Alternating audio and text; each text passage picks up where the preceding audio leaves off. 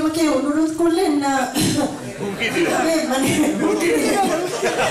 সতর্ক করলেন, তো একই ব্যাপার আর কি। তো আচ্ছা, আমন্ত্রণ দিয়ে যদি এভাবে সতর্ক করা হয় জিনিসটা খুব ভালো দেখায় না। কেউ যদি হাসাহাসি করতে চায় বা এটা তার ব্যাপার, মানে এটাকে তো আসলে এভাবে নেওয়ার সুযোগ নেই। আপনারা যদি সমালোচনা করতে চান অনেক কিছু নিয়ে সমালোচনা করতে পারেন। এখন মানে দায়িত্বটা আপনার উপরে বর্তায় যে জিনিসটা আপনি কিভাবে দেখবেন, ইতিবাচক ভাবে না নেতিবাচক ভাবে। আমার মনে হচ্ছে আমি আদালতে বসে আছি, তাই না? এখানে যে ভাবে এবং যে সুরে আমাকে প্রশ্ন করা হচ্ছে, দেখুন আমি আপনাদের প্রশ্নের উত্তর দিতেই এসেছি। একটা বিষয়, আরেকটা বিষয় হচ্ছে যে আপনার সব প্রশ্নের উত্তর দিতে আমি বাধ্য এমন কিন্তু নয়। ডেমোক্রেটিক রাইট, বাট আমার এটা ব্যক্তিগত মতামত আপনি ধরতে পারেন যে এই ডেমোক্রেটিক রাইটটা বাংলাদেশি, ব্রিটিশ বাংলাদেশি বা বাংলাদেশি ছাড়া অন্য যে আমাদের সাউথ এশিয়ান বা গ্লোবাল সাউথের অন্যান্য যেসব জাতি আছে তাদের মধ্যে আমরা দেখি না ডেমোক্রেটিক রাইটটা এভাবে প্রকাশ করতে। এতে কারো কোনো লাভ হয় না।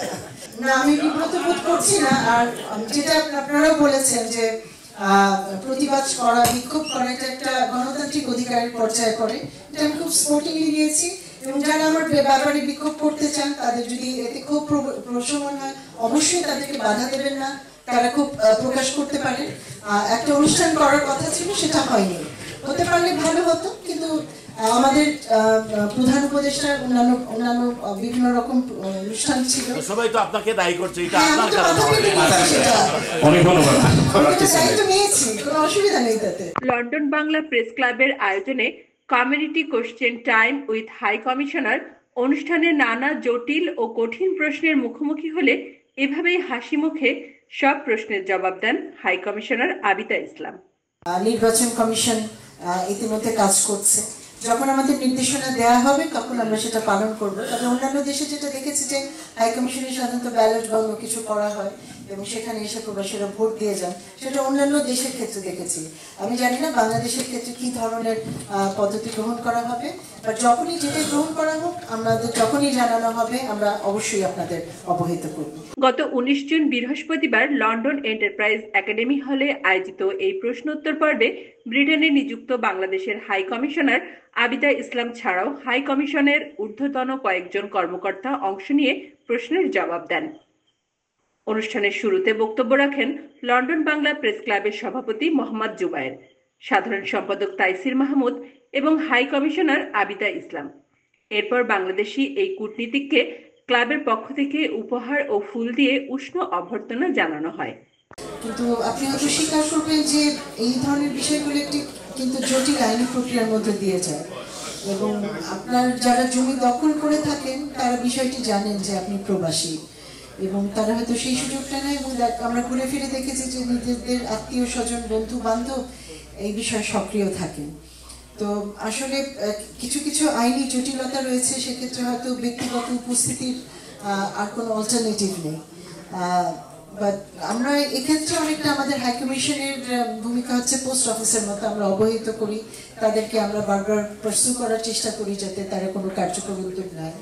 কিন্তু এটা যেহেতু ব্যক্তিগত সম্পত্তির একটা বিষয়, এখানে ব্যক্তি যে মালিকানাধীন যে সম্পত্তি রয়েছে সেই ব্যক্তিকে হয়তো আরো অনেক সক্রিয় ভূমিকা পালন করতে হবে, এটাই বাস্তব। আসলে এখানে শুধু একটু যোগ করতে চাই, আপনি এখানে যদি কেউ অভিযোগ করেন, এটা সিলেটে একটা আলাদা সেলও করা হয়েছে, বাট কোনো কিছু এখানে কার্যকর না।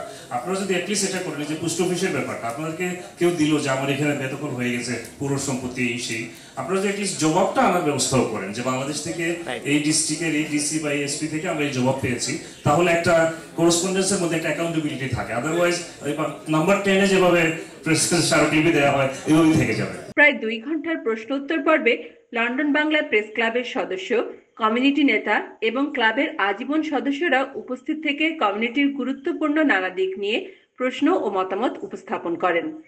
সুতরাং এখানে এমন একটা তালিকা থাকতে হবে যেটা উভয় পক্ষের এগ্রিড।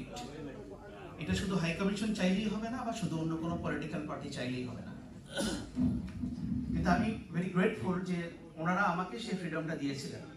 একটা তালিকা দেওয়ার পরেও আমি আমার একটা ছবি অনেকে শেয়ার করছেন বিভিন্ন জায়গায়, আমি হাতে লিখছি। বাংলাদেশের অন্তর্বর্তীকালীন সরকারের প্রধান উপদেষ্টার সাম্প্রতিক লন্ডন সফর নিয়ে সৃষ্ট জটিলতা, হাই কমিশনের সেবার মান, ওয়েবসাইটের দুর্বলতা, সাংবাদিকদের নিয়ে তৈরি হোয়াটসঅ্যাপ গ্রুপের স্বচ্ছতা, পাওয়ার অফ অ্যাটর্নি, হাই কমিশনের নো ভিসা ফি, বিমান বাংলাদেশের অতিরিক্ত ভাড়া, দেশি সবজি আমদানিতে প্রতিবন্ধকতা, দেশে রেমিটেন্স প্রেরণে জটিলতা, বিগত ফ্যাসিস্ট সরকারের গুন্ডাবাহিনী দ্বারা প্রবাসীদের দখল হওয়া সম্পত্তি উদ্ধারে হাই কমিশনের দুর্বল ভূমিকা ও কমিউনিটির বিভিন্ন ইস্যু নিয়ে প্রশ্ন রাখেন উপস্থিত সাংবাদিকরা।